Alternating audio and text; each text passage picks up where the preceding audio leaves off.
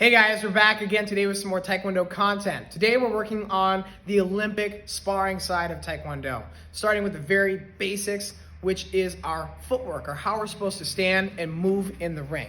So we have Mr. Billy here with us today, who, if you didn't know, he's competed at multiple U.S. Opens, multiple Taekwondo U.S. AT championships here in America. We're going to be working on footwork. So the first things first, we have to know how to stand, just like we did with our kickboxing video. He's going to get into that right foot back fighting stance if, of course, you are a right foot fighter. If you're a left foot fighter, you can always switch your feet. Up to you. A lot of this is going to be determined by what your style is and figuring out what your moves are going to be. So he's going to be in this right foot back. Now notice he's got his hands in front of his chest because the most important thing is covering our sensors on our hogu, right, our chest protector. Once he's got those hands back, now Mr. Billy is a black belt. So there are actually headshots and head contact allowed at his level. So he needs to watch out for his head. If you're not a black belt, if you're not an adult, don't worry about this next part, but it will be good to practice if you guys are at home. Once we're here, he's actually gonna put his weight on his back leg and fight with his head out of the way. Because if I'm sparring Mr. Billy here, he's gotta worry about those kicks coming up towards his head. So if his head's out of the way already, he's not gonna have to worry about moving even more.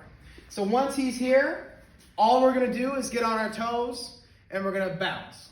And I want you guys to find a rhythm, right? Find whatever is comfortable for you. Now notice what he's not doing is jumping way up and wasting a ton of energy, right?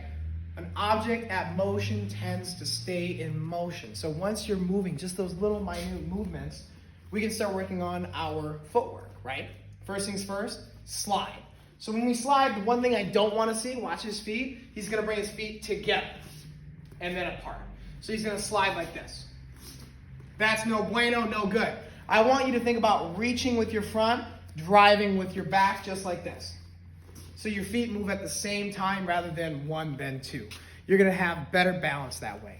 It goes the same when you're sliding backwards as well. Reach and drive, right? Now, you're going to have a parent or a guardian say this. You're going to say in, out, and switch. Think about it almost like Simon Says. So if they get an incorrect movement, they have to do a burpee. So here's how it goes. Your student's going to be bouncing. I'll say in. He's got to slide in. I'll say out.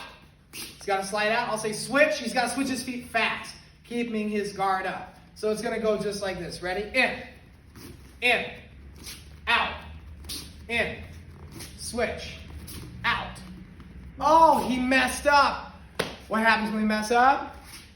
Hit a burpee, right back to our sparring stance, keeping those hands up. Spend 5 to 10 minutes on this drill. This one's gonna be a ton of fun. If you guys don't have a parent or guardian to tell you guys to go in and out or switch, just find time, put a song on, and bounce and work on your own footwork by yourself. So hey, thank you guys. Thank you, Mr. Billy. We'll be back at you guys again later with some more content.